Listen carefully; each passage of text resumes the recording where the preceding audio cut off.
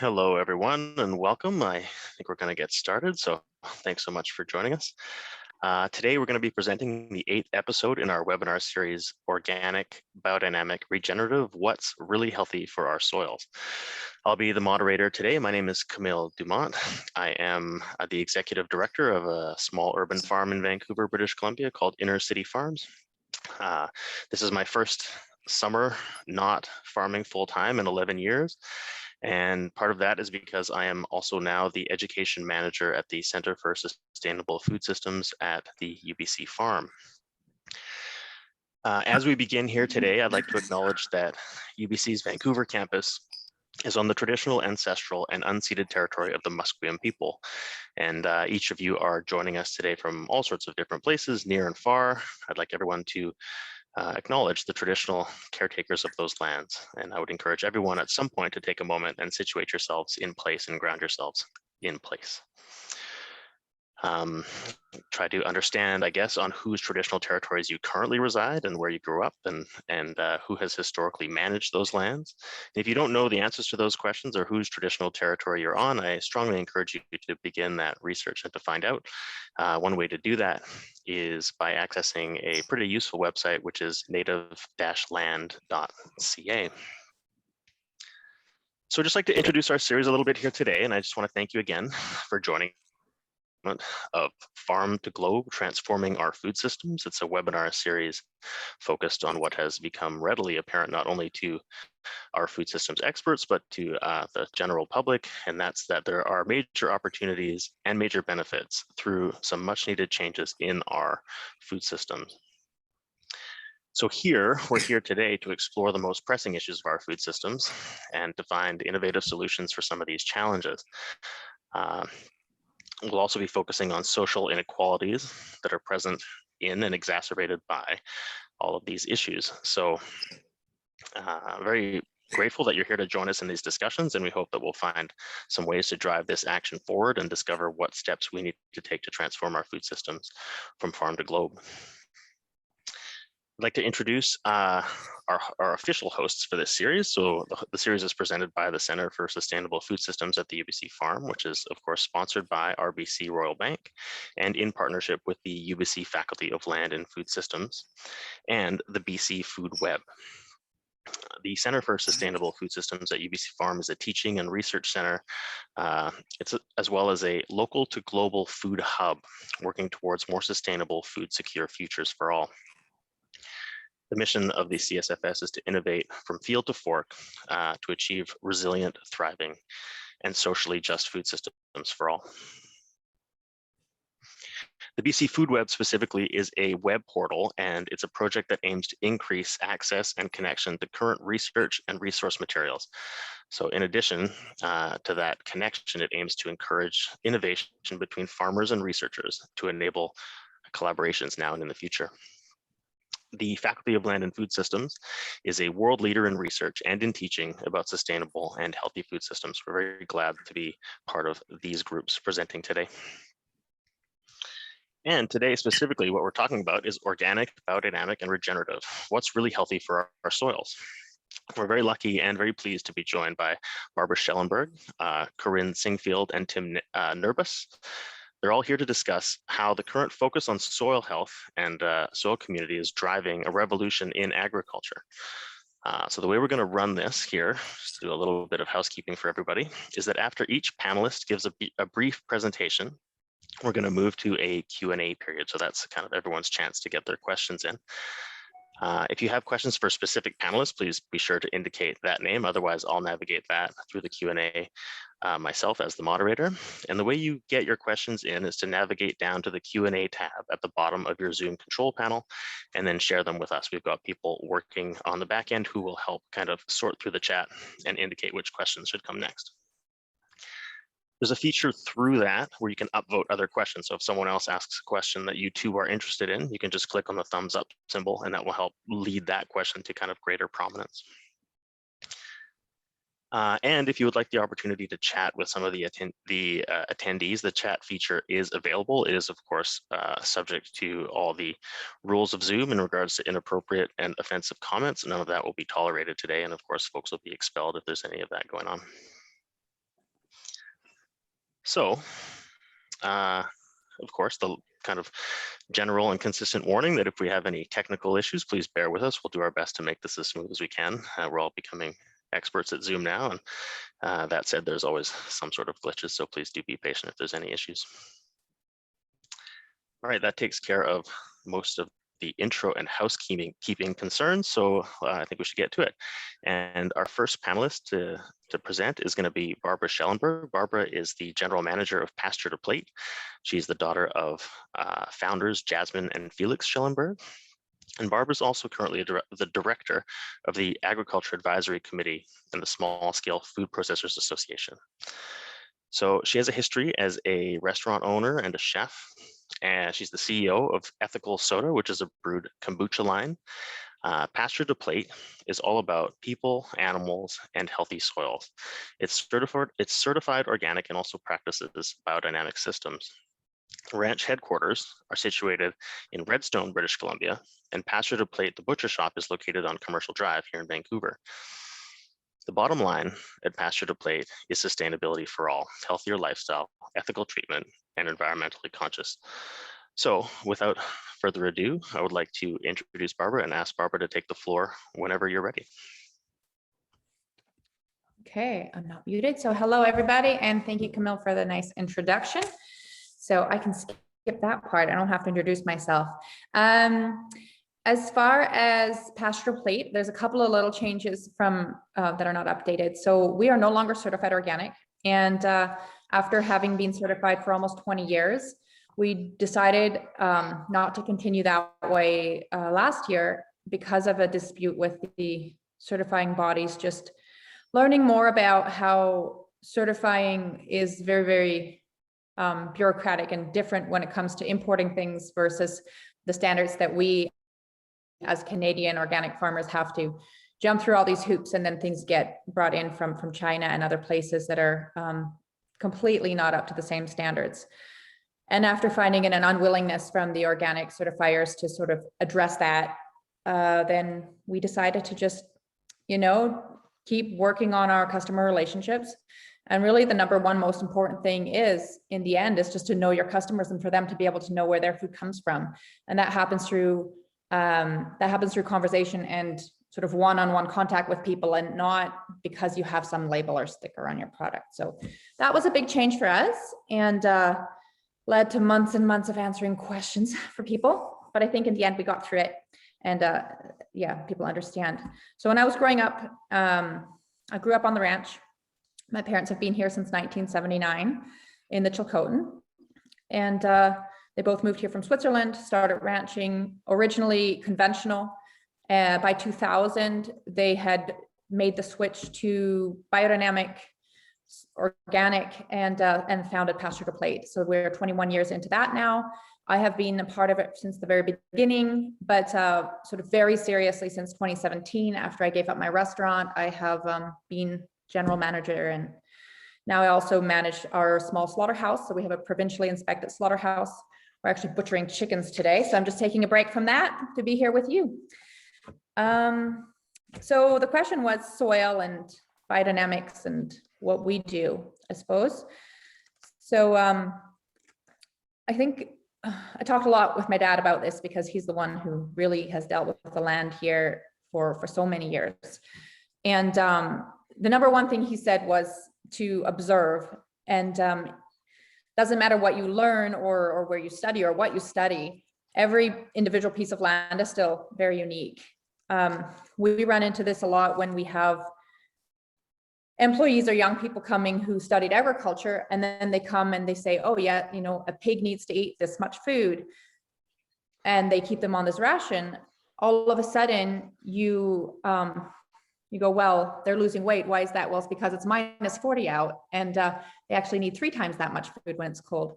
So like with animals and with people, the land is the same. You always have to adapt to what it's going through, whether it's a drought or an infestation.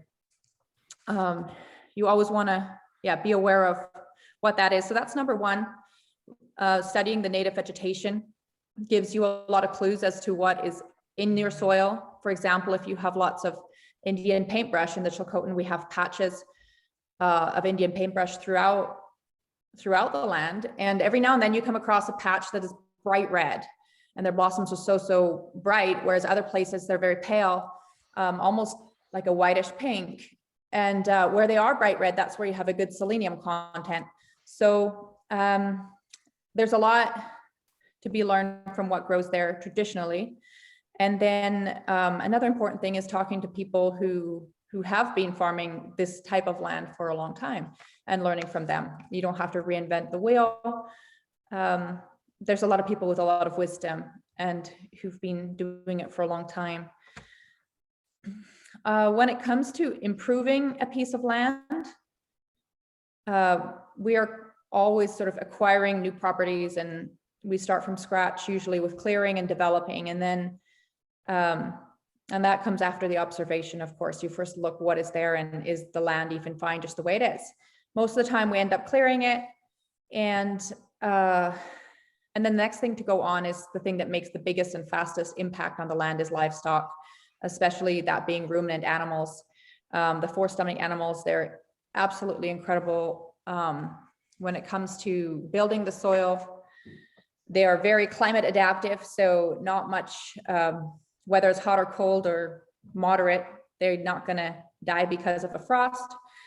And that makes them very, very suitable to a lot of the Canadian climate, because you know, they're very low intensive, I suppose, as far as care is concerned. And because they can digest cellulose, they can take what grows and turn it into fabulous manure, which then composts and becomes part of the soil and improves your land. One of the great things that we do when we have sometimes patches of land that's been irritated or damaged, and you have thistles or some other noxious or invasive species growing there, those aren't usually invading healthy land. They're showing up because there's something wrong with a specific part of your land. It often happens along driveways where the land is irritated, is too dry, or is being constantly damaged. And that's where these things pop up. But to keep them from spreading, what we'll often do is actually spray molasses water. Just use a weed sprayer, and since we don't use chemicals, molasses water, and spray the plants down with that, and then turn the cows in, and they just clean it up. So that's something. And then of course, by the cattle being on that land and trampling it and, you know, putting their manure there and everything, it helps improve that land so that next year you actually have less of the non-suitable plants. Another thing that is really important, has been important to us, is cell grazing, especially on our home property where we can do intensive farming with the animals. We can't do this when it comes to the range. We do have hundreds of kilometers of electric fencing. They're really, really big cells. So we can't really manage as much, but on the home property, moving them from space to space so that they don't overgraze their favorite species, because they'll always have areas in a pasture where they prefer to eat. And if you don't move them out of there, they keep sort of hammering those. And then next year there's less of that, and there's more of the thing they didn't eat. And so over the years, you get from a pasture that was maybe really great to begin with, but over the years, the animals have sort of damaged the things they like and end up with less of that and more of what they don't really like.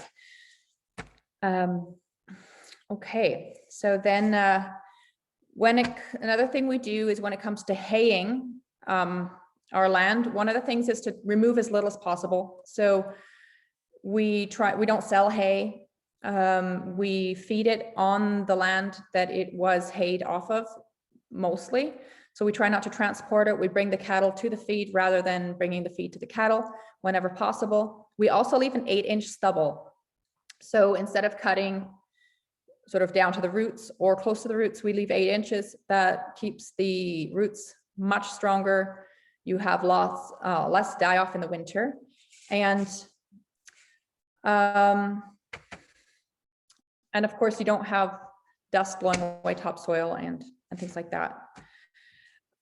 Biodynamics is something that we got interested in, just over 20 years ago. Some of the things there that have been really important to us, one of them being the Lunar Calendar, and that becomes, there's a process, there's a ritual. There's certain things you only do at certain times of the month. And this was really great because it gave it some structure. Because when you are in agriculture, you're working all the time. It's around the clock. It's always go, go, go.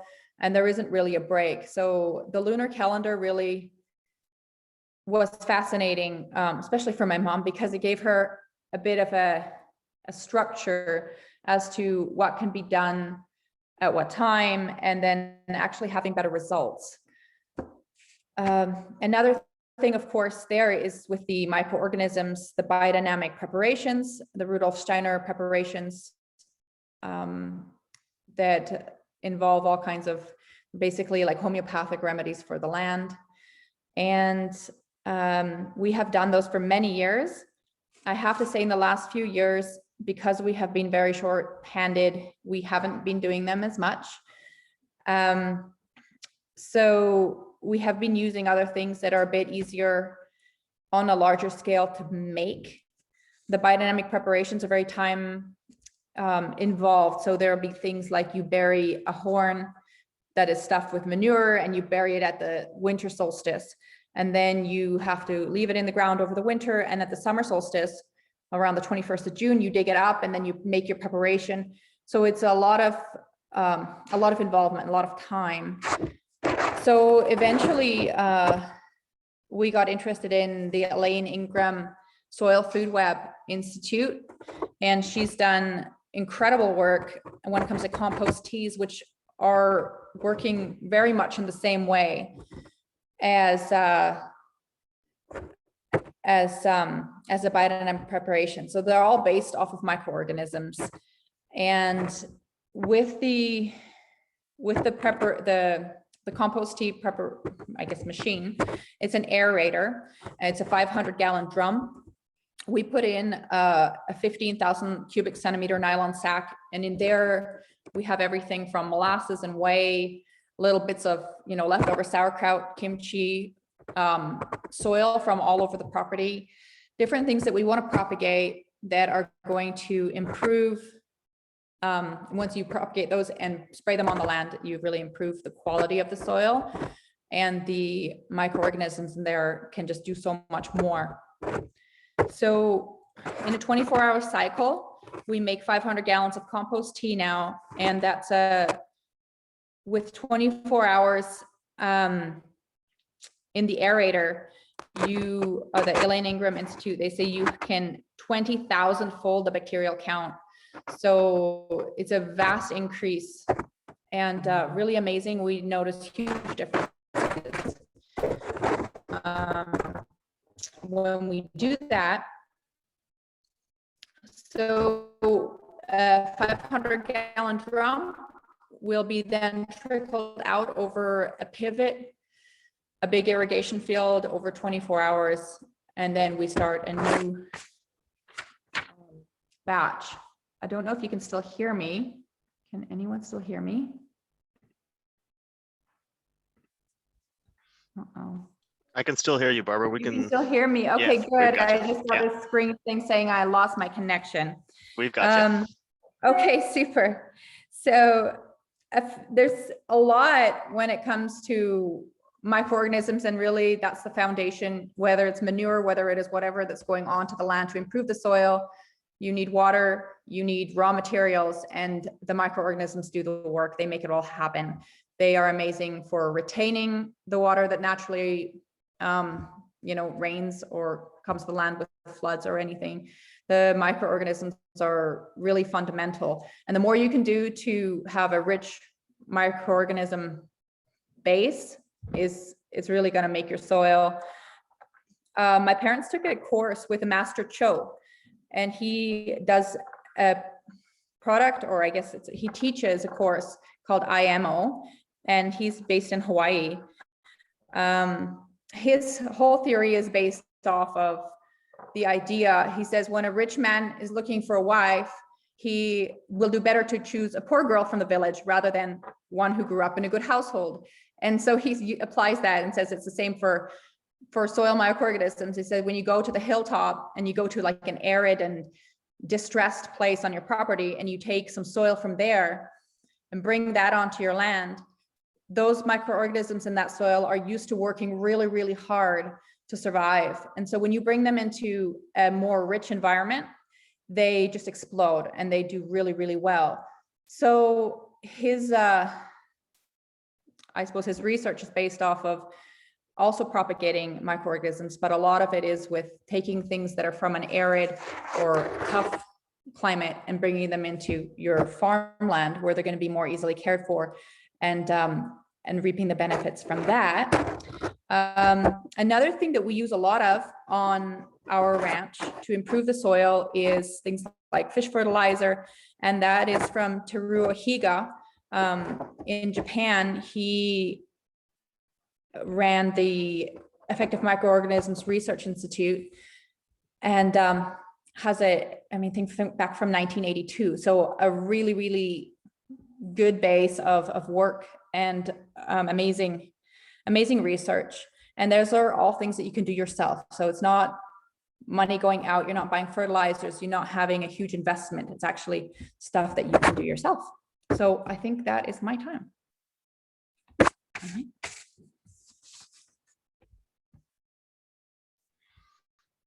Barbara, thank you so much for that. A few of the things that you have spoken about really resonated with me. You're really unpacking the depth of the relationship you have to the land you're working with, and it's really it's kind of neat to hear you touch on some of those points.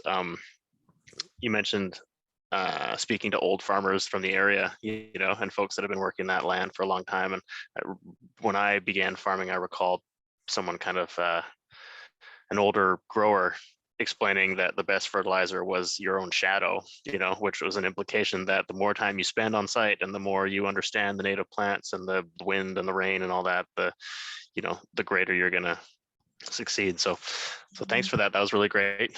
Got us started on an excellent note.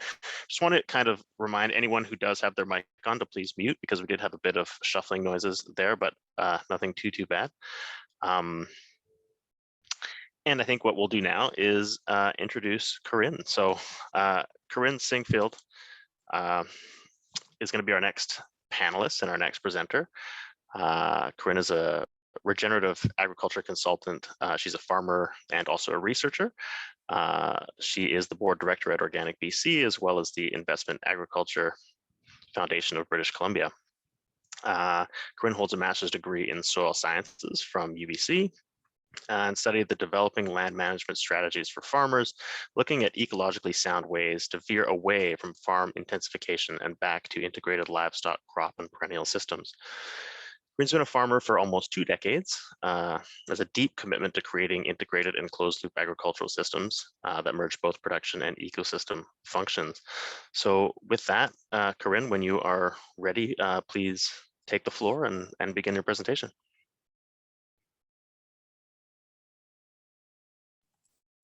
Hi everyone. Thanks, Camille, for the introduction. A few corrections. I actually do not hold a master's degree in soil science from UBC yet. I had to take an extended break from finishing because I had a baby 9 months ago. And that also took us away from the Lower Mainland and into the beautiful valley of Bella Coola. So for those who don't know where Bella Coola is, we're in the heart of the Great Bear Rainforest, on the coast, on the North Coast. And Bella Coola is a little bit of an anomaly in the area because we are a very fertile valley. Our farm is on Class 1 soil, and we're surrounded by towering tall mountains, and there's very different soil, very dry climate up on the plateau, where actually Barbara is our neighbor, so to speak. She's 4 hours away, but that's when you live in remote places, that's very, very close. And we actually, years ago, we even got our animals processed at her abattoir that they have there. So right now what I'm a full-time mom, and I'm also developing a new farm, which is a very exciting adventure. We are adopting a lot of regenerative techniques on the farm. We're using a lot of phenology, as Barbara was mentioning. Each piece of land, you can come with a lot of knowledge about, things and agroecology, but when you get to a new piece of land, it's completely different. Like, for example, I was just farming for a few years in Delta, where we had a lot of clay, almost never had to water, tillage, anything any cultivation that you would do to the land would respond so differently than, in the loam soil that we're farming right now, and, different climates, different nighttime temperatures. So very, very glad to be able to have that living laboratory. So today, the hat that I'm wearing is as a director of Organic BC, to bring the organic perspective to the discussion. This was very last minute, so my presentation is quite short, but I'll be looking forward to your questions. I'm also a director of Canadian Organic Growers, which is the organization that supports both the consumer level and the producer level and education around organics at the federal level. And I'm the chair of the Regenerative Agriculture Task Force. So next slide, please. So a little bit about Organic BC, which is formerly, most of you will know as COABC, Certified Organic Association of BC, which was formed by a group of farmers in 1993, pushing for organic standards at the provincial level. The organization celebrates, champions, and advocates for the organic community, and support all the almost all the certifying bodies that certify organic farms in BC. Next slide, please.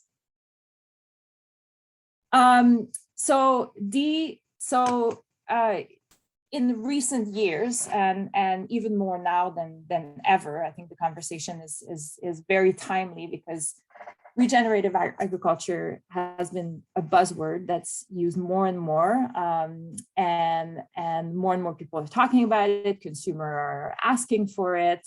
I mean, we get emails all the time of requests from consumer asking, I want to buy from a regenerative farm. What does that mean? Do you have a list? Like, who are these regenerative farms? There is an organization called Regeneration Canada that is putting up a map of regenerative farms, and we'll talk a little bit more about that, because it's not necessarily regulated by standards, and people can just submit their name, so that's a little bit problematic. But basically, the stance of the organic sector is that organic is regenerative. Organic farmers have been practicing regenerative agriculture for decades. And regenerative, and so then what is regenerative? Regenerative adds a few other perspectives. So in this little graph, we've got regenerative, organic, and biodynamic. Barbara talked about the special things that her farm is doing for biodynamic. So, like special preparation, some lunar calendar observation, a lot more phenology observation in the land is very ingrained in the biodynamic. And then the regenerative is adding the social fairness, the integration of livestock, and more. Next slide. So then all three of them, are very interconnected. And what do? They have the ultimate goal. One of the biggest goals is to improve soil. And so then before we go more into it, like, what's healthy soils? Soil that accumulate organic matter over time, that act as carbon sink, not source, that support healthy plant growth, diverse ecosystem, both above ground and below ground. allows for air and water to move freely. That's the structure and tilt, all the physical components of soil, and it's teeming with life, the presence of micro and macroorganism, which is really, really important. Maybe even like an overlooked factor until the last decade is the biological components of soil. Next slide, please. And so soil health, has the physical, chemical, and biological properties. And together, it's not just one thing. They have to act together and in a cumulative way to make healthy soil. Next, please. So I really like this infographic by Nature's Path, who has since the beginning of when they formed, they've been very supportive of organic farmers and organic operations, and now they are stepping in to add the regenerative perspective to their sourcing of ingredients and everything, and supporting regenerative farms. And so here we have the conventional agriculture, in the industrial approach, and then we have regenerative practices. And so, from the standpoint of the organic sector, the use of the term regenerative has been a little bit problematic, because we're talking some proponents of regenerative would say that regenerative agriculture is just about carbon sequestration in the soil. It is just about no-till. So no-till typically would mean still using glyphosate and herbicides to kill the previous crop, and then planting with seed drills, like big machinery that is very costly. And when we think about those systems, we're still thinking about monocropping. We're still thinking about very large acreage. So we're talking about, grains and pulses in the prairies and things like that, where actually this is another complete different discussion, but where, when you're growing grains and you need to control the weeds, what is better? Is it better to use chemicals and not use any tillage, or to use tillage and not use any chemicals, especially since we know that the chemicals can kill microorganisms in the soil. I'll talk about that a little bit later. And then we have the organic on the holistic approach of their graph. We've got the organic practices that are regulated by the organic standards currently. And then we have the regenerative organic. So for our industry, we think that a regenerative agriculture needs to be organic first. So, even if and the regenerative organic is thinking about every step of the way. And so, for example, if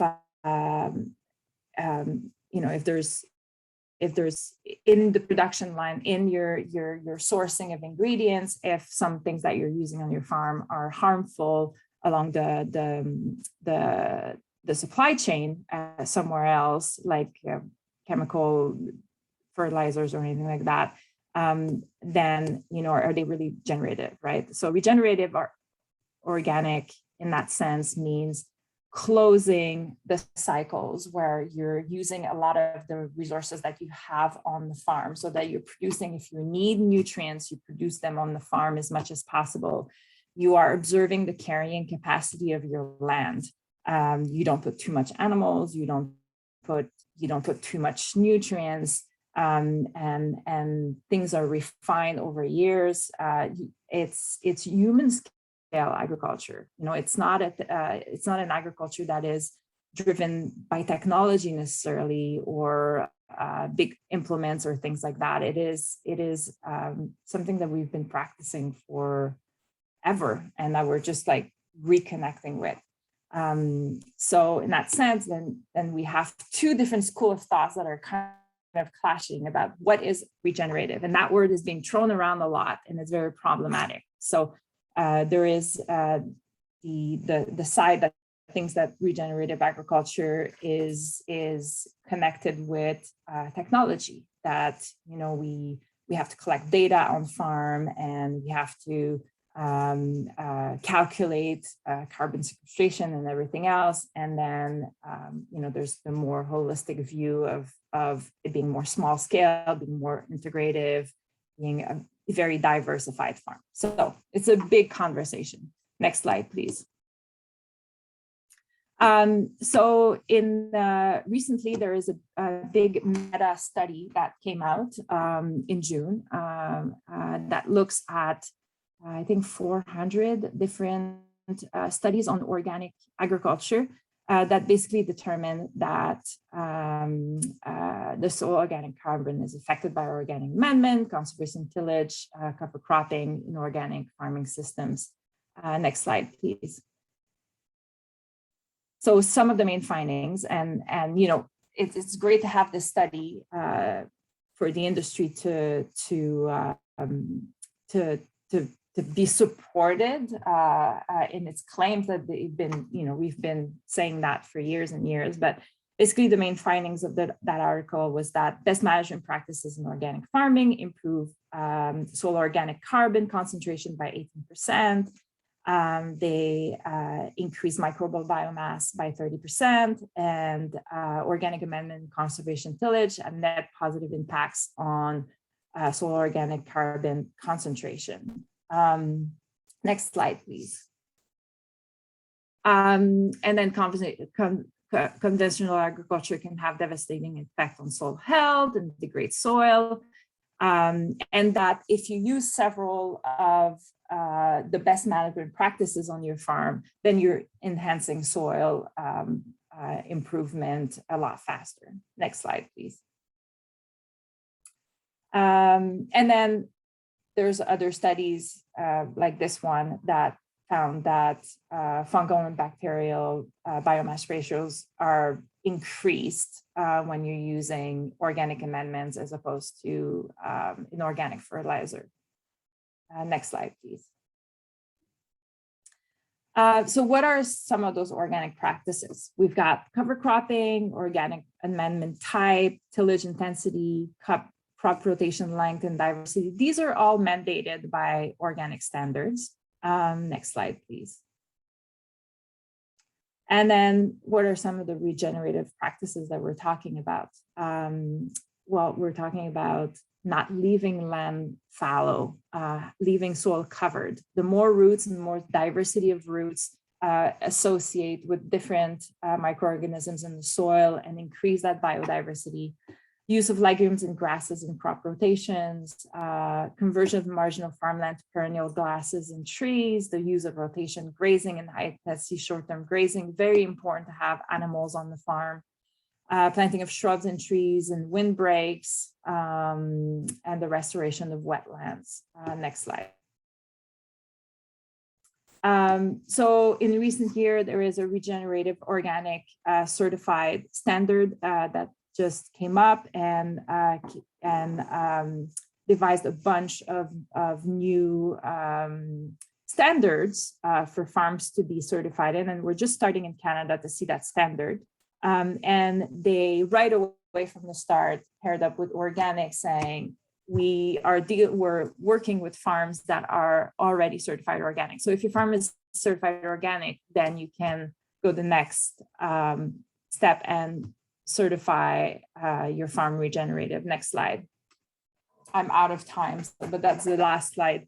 So these are the three pillars of regenerative organic certification: the soil health, the social fairness, and the animal welfare. And I would say that the social fairness is the one thing that really stands out for me. And I think it's very, very, very important to weave that into the conversation more and more, because you can't have a sustainable regenerative agriculture if you're not taking care of the people involved. So I'm out of time, but Thanks. I look forward to speaking with you in a bit.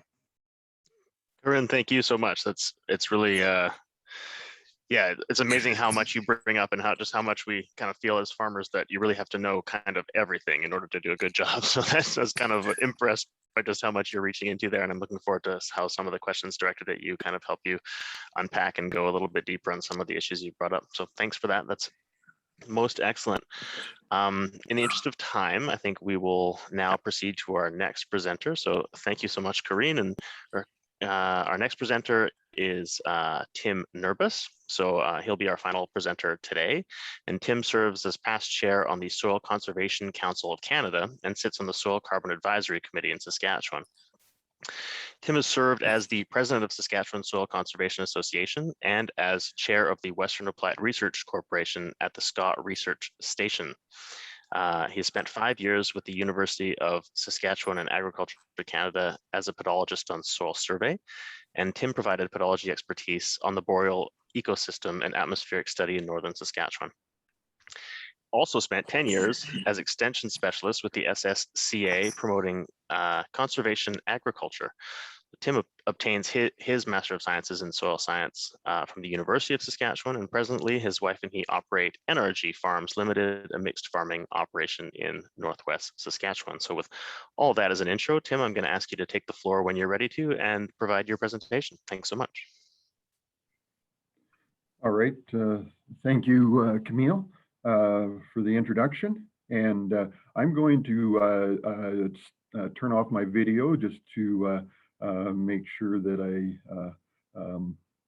can maintain my coverage and hopefully don't sound too bad.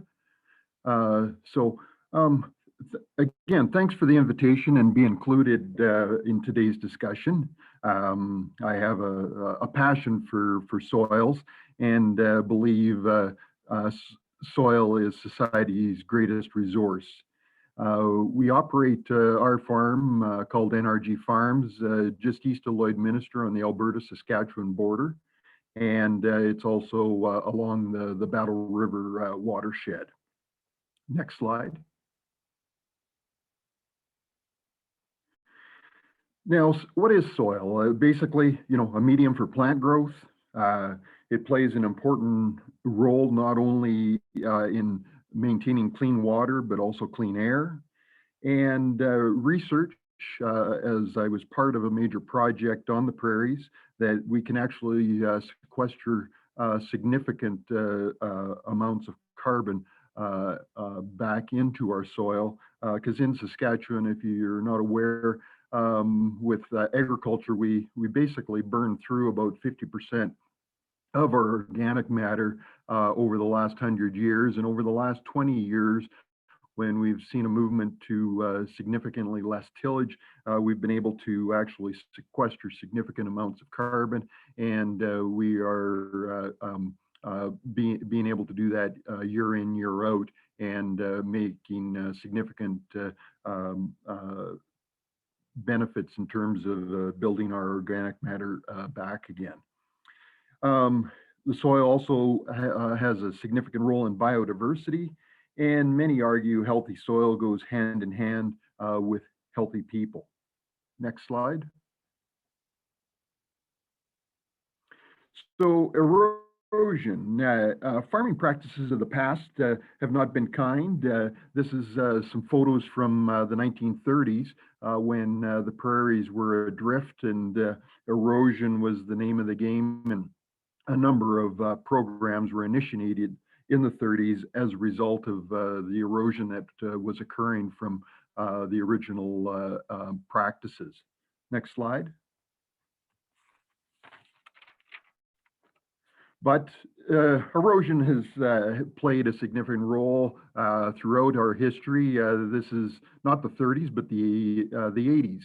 And just showing that the erosion was just something that was dealt with year in, year out, largely at the result of using tillage to control a lot of the weeds and leaving the soil very vulnerable to events like these.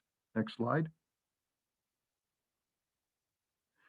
And just a picture of, traditionally how a lot of stuff was done, providing weed control, leaving land in fallow. At one point in Saskatchewan, nearly 50% of the arable acres, so we're talking in the order of about 15 to 17 million acres, were sometimes left in fallow every year in Saskatchewan, as we went back into the 80s. And as a result, it left the soils very vulnerable to the erosion pictures that I've just shown. Next slide. And this is one of my first days out on the prairie with my work with Ag Canada in Pontex when in June of 1988, a major dust storm that I'd heard my parents and grandparents talk about from the 30s.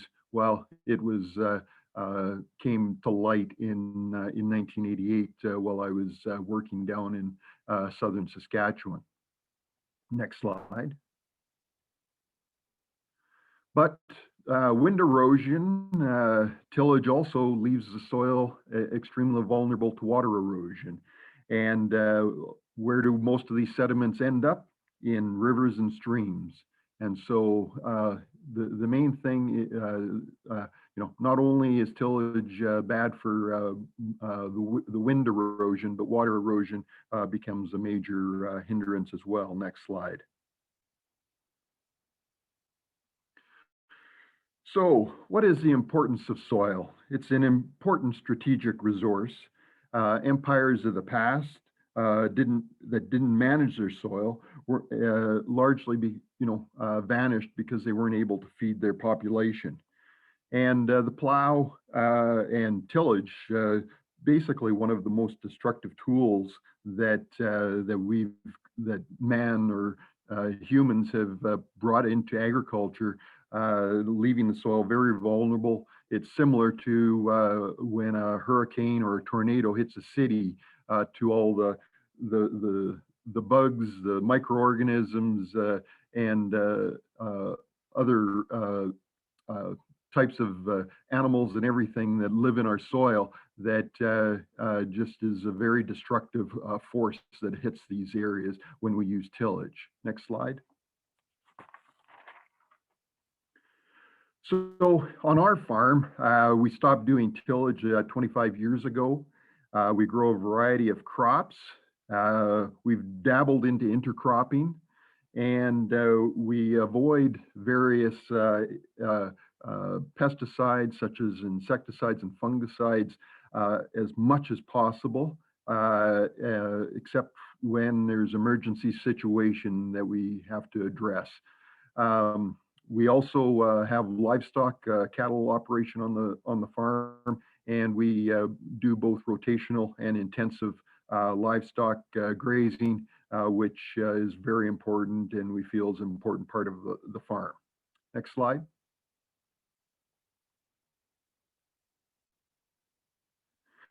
So here's a photo of wheat seeded into last year's pea stubble. And so we're trying to maintain last year's residue to help protect the soil and also minimize evaporation, so we can, I believe that we try to minimize evaporation and try to transpire all of our water through the plant. Next slide.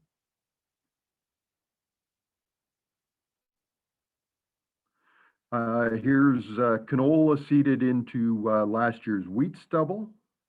Next slide.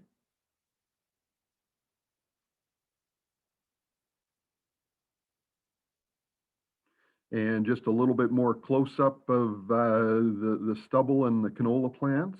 Next slide. And here's those canola plants tucked into last year's wheat stubble. And the wheat stubble is acting as almost like tree shelter belts, protecting those young plants from wind, as well as providing evaporation, slowing evaporation losses, and just trying to put the energy into those canola plants. Next slide.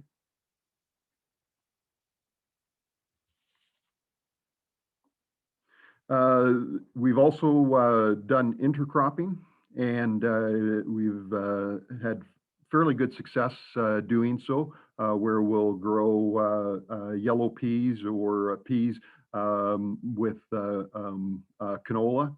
And as you can see, our NRG farms, it stands for Nature is Our Guide. And so basically, it's an acronym. And we look, as previous speakers have talked about, we like to look at nature, observe it, and try to recognize that we have to increase diversity within our systems in order to be able to be successful long term. Next slide. So in conservation ag, basically, we're trying to minimize soil disturbance, retain crop residue as it acts as armor for our soil and feeds the soil microbes. Diverse crop rotations, intercropping, multi-cropping, those I believe are very important. And it's also trying to build the microbial biomass and trying to feed it appropriately, because it's a new frontier that we don't understand very well, and we've taken for granted for way too long. Next slide. So over time, there's been 4 major agriculture revolutions. The introduction of the plow was one of them. Then we moved into soil husbandry and some of those skills that were implemented. The mechanization, when we saw cheap fossil fuels come into the situation, and the green revolution, which most would describe as kind of today's conventional agriculture. Next slide.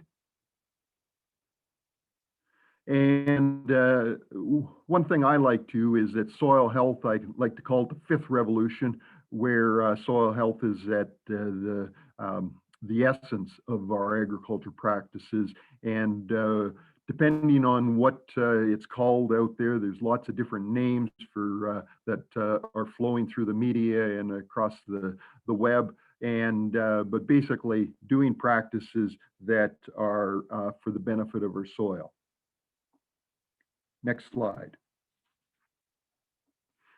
But the soil health revolution, it's going to be a difficult, there's going to be opposition from some very powerful interest groups.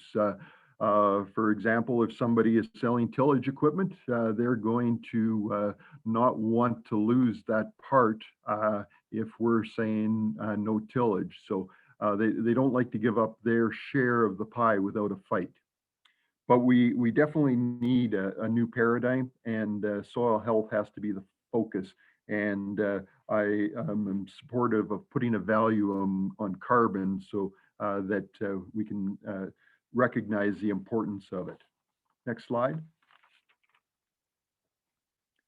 So this was a quote that from a number of years ago, and definitely just reintegrates there the importance that this thin layer of topsoil around the world, it's basically our nest egg in terms of being able to feed ourselves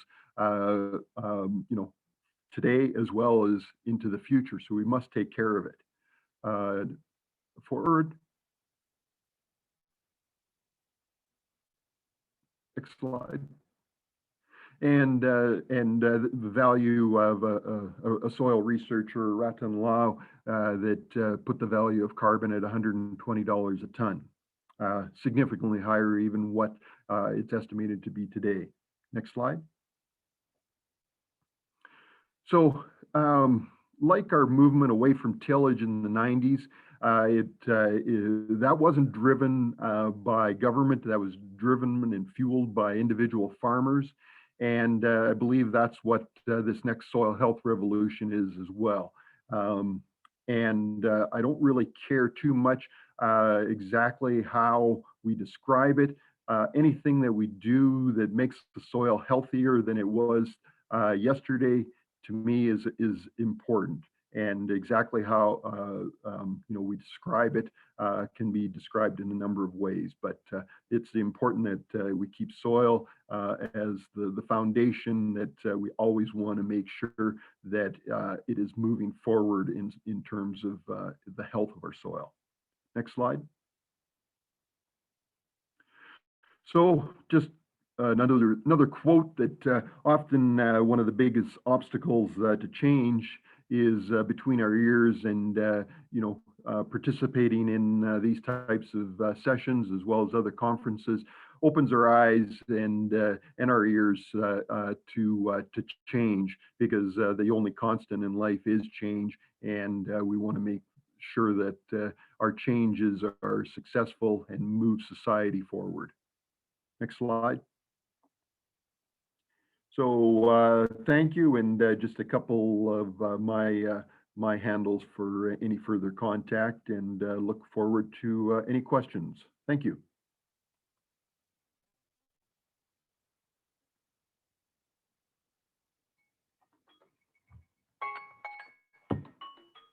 I did the old don't unmute yourself thing. Thank you, Tim, so much for sharing, and also for sharing some of those images. It's really kind of nice to get a sense for what you're, what you're working with, and the particularly the dust storm in '88 was like that's a really striking image, and I can only imagine what it would have been like to experience that as a, in your role, getting out there and kind of learning the world around you from a farmer's perspective and seeing that. So thanks so much. I'd like to thank everyone actually on our panel for their presentations as we have started here and gone through those. We're going to transition now into more of a Q&A period. So this is a chance for folks to obviously chime in and ask their questions of our panelists. We've got some questions in already, but please feel free to navigate down to the Q&A section at the bottom of your screen and input your questions. And again, another reminder, you can always upvote the questions of others if you see that someone else has been asking something that is also on your mind. So I'm going to ask our panelists to turn their cameras on if they can. Hello, there's Barbara back, and Corinne, when you're ready, please turn your camera back on too. And we'll start with some of the questions from our guests today and our audience.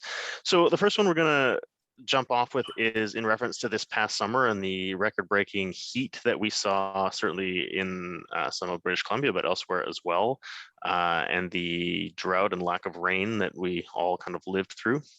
And the question here is, considering the conditions of this summer specifically, and the stress and uncertainty that kind of came with farming operations and on producers as well, what do these new climate conditions mean for predictability and also for the farming of our soils at this time? And maybe I'll ask Corinne to start, and if Tim or Barbara, you want to chime in there after, maybe just give me a wave and you can address the same question if you'd like, or we can move to the next one. So Corinne, do you want to take a stab at that one? It's a really good question, and I think that if I had the definite answer to that, I could save the world. So one thing that it makes me think about is the discussion about regenerative agriculture that is not as prevalent, is how regenerative agriculture and the practices of it on the farm actually makes farms more resilient to the impact of very intense climate disruption. So, for example, here we had a heat wave, and then 2 weeks later, we went down to 9 degrees, right? And so it all goes back to, increasing organic matter in your soil, keeping your soil covered, having hedgerows, having shade in your field, having wind barriers, having water retention, deep-rooted crops with shallow-rooted crops, and that biodiversity. And so I'm talking from the perspective of a mostly vegetable farmer right now. We have a little bit of forage, but for example, someone like Barbara, who lives in a dry climate, could really talk about, how having a regenerative perspective and very diverse forage on her fields, allows her not water as much and things like that, right? So I think it's the biggest conversation is not just because conversation around incentive to farmers to capture carbon, have money in return, or like some,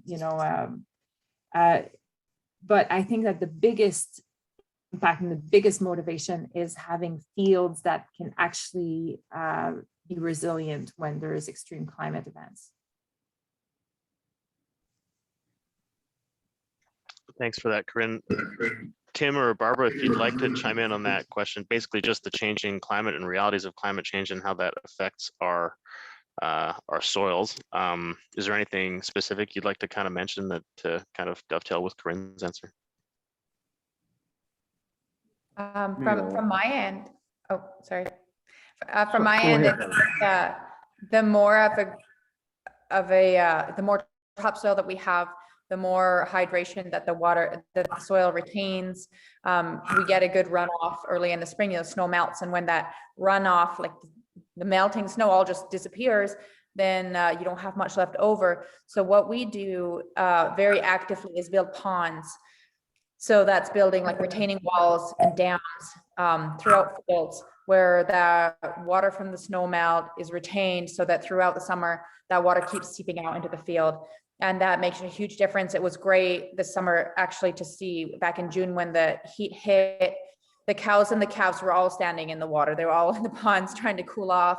The only ones who really, really suffered for us were the chickens. They just did not like it at all. But the bigger animals, they don't seem to mind. So I think, again, like, I guess farming livestock is they are more resilient to different climates and to different temperatures. They have a bigger range of temperatures. They can survive anything from -60 to whatever, 40 degrees or hotter. So just a lot. I think if agriculture would shift more to animal farming and away so much from vegetable farming and greenhouses, maybe we would have more of a chance. It would be an easier transition anyway to deal with any changes that come up. I guess what I would indicate is that I guess the research says that a lot more of our precipitation will come in extreme events. Even when I was a much younger fellow, we used to see a lot of our, rainfall over a number of days. And research shows that now that it's in these extreme events where we'll get downpours. And so by making sure, I guess I always want to leave my fields in a condition that they can have one of those extreme events occur the next day. I never want to leave my soil vulnerable because I never know when those extreme events will occur. And I want to trap all that moisture in place and have infiltration occur so that I can recharge my soils, so then I can put it back through plants. And because that's what I am, is I'm utilizing the sun, and I use plants, whether to feed animals or to grow crops. And they're my solar panels that turn into new energy. So it's very important that I can manage for those extreme events. Thanks for that, and thanks for chiming in, each of you, on that.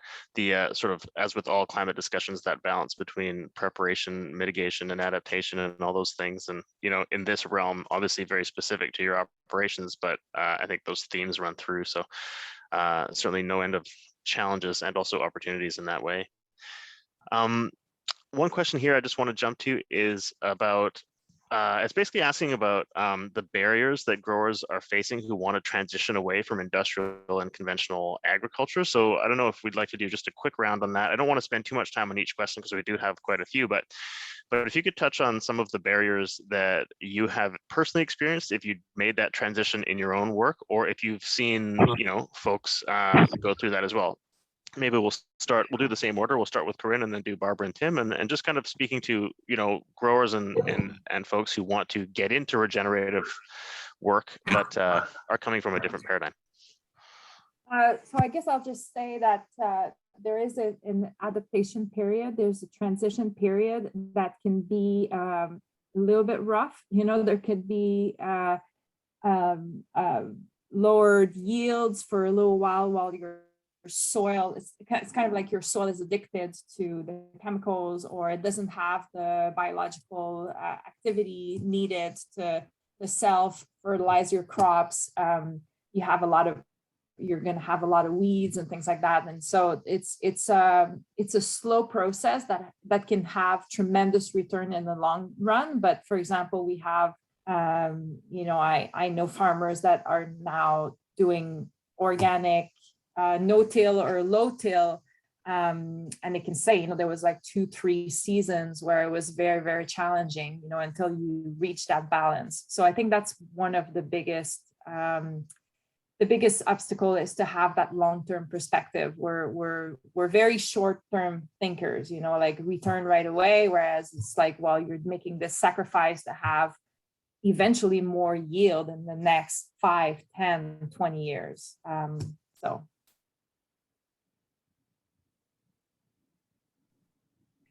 Thanks for that. Barbara, do you want to chime in on that same topic, basically the transition barriers? Yeah, so I guess for us, a big thing was those original, when we switched to organic farming, the original thing was, again, those transition years, being though from the customer standpoint, where it was approached by the community as, oh, it's only in transition, it's not good enough for us, and we're not going to spend money on it. So actually getting support through those first 3 years was extremely difficult. And it was this constant battle of like, well, if you don't support people to make change, how are they ever going to get to a point where they can sustain that change? And that's where I think the customer base needs to develop. And that's just an individual battle everyone has to have. But it was a very difficult period. I guess my advice maybe for anyone going into transition who wants to go with a certified route would be to stick with the conventional ways of marketing for those first 3 years, and then jump on board as fully certified when that time comes. But to try to market products that are in transition is extremely difficult and really not worth the battle in our experience. But yeah, that's all I'd have to say. I think that's really helpful, the complexity of communicating and translating to folks in the marketplace what exactly is going on in the farm if you're doing that work. So thanks for that. That's quite helpful. Tim, any thoughts or advice for folks who are kind of in that space of transitioning? Well, I guess I'm part of the big bad so-called industrial conventional agriculture, or that's what I'd be deemed. But I guess you know, I guess what I was quite interested in the other two speakers is they both talked on observation, and I thought that was very important. I believe you know, that's the most important thing, is being able to observe what's happening on your farm, as well as being open to ideas, so that that obstacle between your ears and making sure you're open to other ideas. So I think if those can be dealt with, a person's well on their way. Just to follow up on that, Tim, do you find that from your perspective, there's a stigma to the work you're doing in that you get painted with the brush of big industrial agriculture? Like, because obviously there are people that you know, live and work in that in-between space where, you know, they're not entirely adopting one certification or one system, but have motives that are, you know, about treating the land fairly and trying to be as regenerative as possible. So is there space there, or is there just such a kind of lack of understanding in the market that really you're handcuffed by that? I think mostly it's a lack of understanding, that there's definitely people in different do the practices in different ways, in terms of how they open up their toolbox to address certain problems. And some, you know, it comes down to husbandry and whether or not you can understand the problem and how to deal with it from a different perspective than just going to a cheap out of the box solution that, you go to some big retailer and buy a product that does this or that. And, just the comment from Barb where how to deal with a certain pest out in the field and spray molasses on it. To me, that's a wonderful little anecdote that I'm going to use on our own operation. And those are the types of things that, not everybody is open to, but there's a significant percentage of people that are all trying to do, everybody's trying to do the right thing. Some have better knowledge or understanding or passion for that. So. Yeah, thanks. And you obviously in your presentation presented the revolution and paradigm shift necessary. So it's interesting to see where that sits on different spectrums and for different people's operations. I'm just going to circle back in our questions to something a little bit more specific to soils now. We've got someone that's asked if the panelists can please touch on what they do in their own practices to enhance microbial diversity. And how do you feel about microbial amendments? So it might be nice to kind of ground that a little bit. So we'll do the same order. Corinne, can you touch on that, please? Well, the first principle for me is that there is no field that is just for annual crop or just for animals. The animals will end up going everywhere. So I use the chickens and the pigs that we have on the farm currently to clean up after crops, and I circulate them with enough buffer time so that it doesn't there is no contamination. So that's the one thing. They replenish the soil and they regenerate it, and lots of compost teas, lots and lots of compost teas that I make with some are fermented, some are aerial compost teas, and I apply them with a huge sprinkler everywhere. And a lot of them are all of them are made on the farm, and with the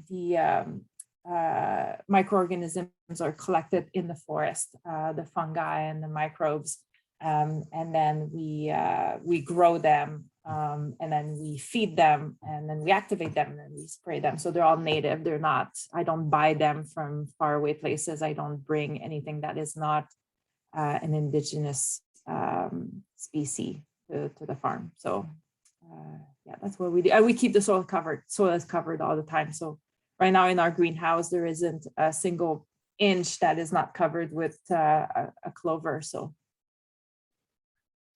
Excellent, thanks for that. And Barbara, I'll ask you the same question about microbial diversity and your relationship to microbial amendments specifically. So one of the things that I do like about biodynamic, the biodynamic approach to the land is that you view your property as a family member. And just like you would look for your child for their gut health, or anyone in your family or yourself, we approach the land that same way. So even though we've moved away a lot from the strict regimentation sort of the biodynamic agriculture, we do still do so much to improve the microbial content of the soil, I guess.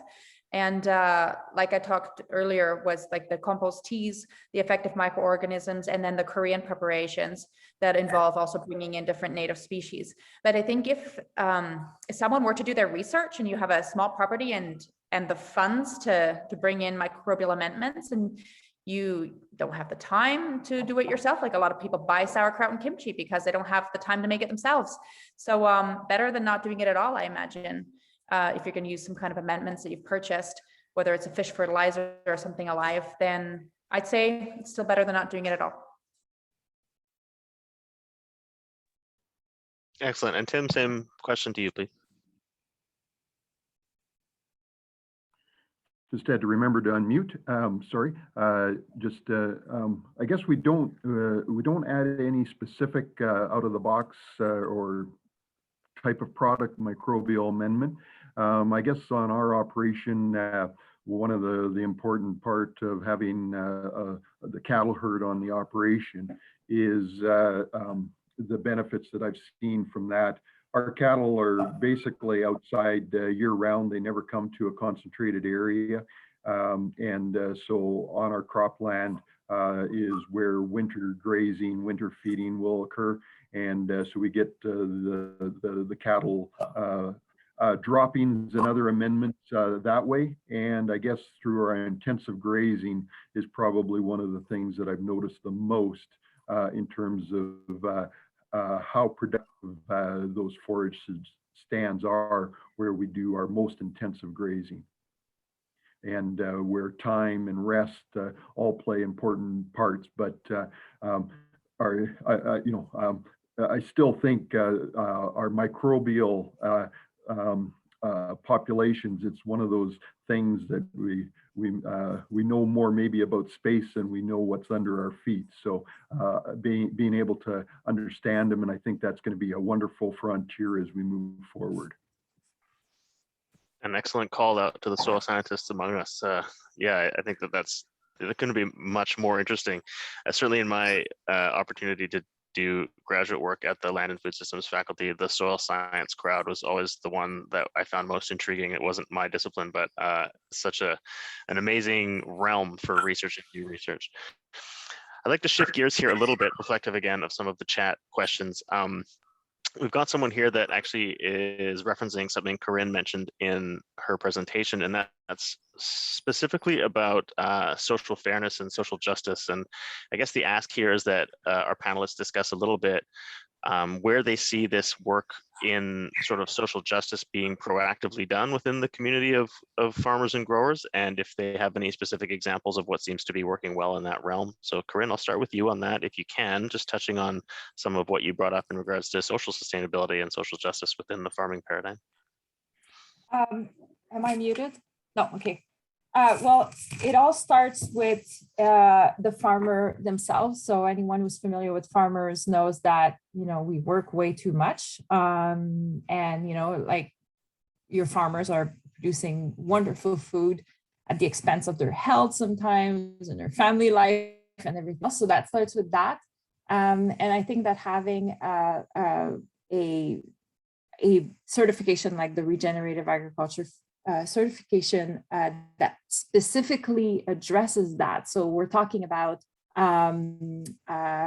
social fairness in all aspects, meaning like paying people living wages and all of that stuff. I think it's really, really important, and we're really just at the beginning of that. And I guess it applies even more to other countries that have substandard labor laws or things like that, or even in Canada where there's stories of farms that get foreign workers and don't treat them well and things like that. So, and it also connects back with I think for me, when I hear of the social fairness, it connects back to another question that we have, and I don't know if we'll have time to talk about it, but the Indigenous recognition, where so somebody in the question was asking about how do we acknowledge that a lot of these practices are originated in Indigenous cultures, right?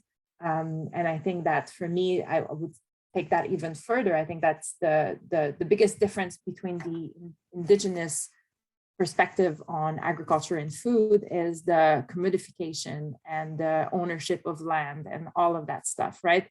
It's the exchange, is the reciprocity. It's the appreciation for the land that you're standing on and stuff like that. So I think it's very exciting, and it's very much at the beginning. It's complete paradigm shift, and we really need that. So looking forward to see how that evolves. Yeah, thanks for that. I think we are entering a new era there, hopefully, and appreciate your perspective. I think Barbara was disconnected and is reconnected. So Tim, maybe I'll jump to you next on this kind of question of where does social justice fit into the concepts of regenerative and healthy soil agriculture? And then we'll jump back to Barb if she can get connected again. Go ahead, Tim. Well, I guess it isn't something that I've spent a whole pile of time particularly thinking about, but in the same token, I believe it's important that we pay employees and look after them well. on the operation. And I recognize, comments earlier of, that the next number of years, we're going to be going through this reconciliation that we have to come to terms with and become just more rounded in our personality and our thinking on those perspectives. So I think it's important that we recognize the past as well as bringing that to how we can better move forward. So I guess that's all I can say. Thank you for that. And Barbara, welcome back. I see you've rejoined us there. So basically the question being about social justice and social fairness within farming, both for the farmer themselves, but the community at large. If you feel like you'd like to chime in on that, the floor is yours. Oh, okay. Well, yeah, I mean, I think agriculture in general for most people is a bit too much work. So it's always going to be limited as to who wants to be involved. So as far as, I mean, there's always workers needed, and there is so much opportunity, and there's so much land in this country that really anyone who wants to be a farmer can find some way to be. One thing that we actively do is we support youth. We always make a point to have young people.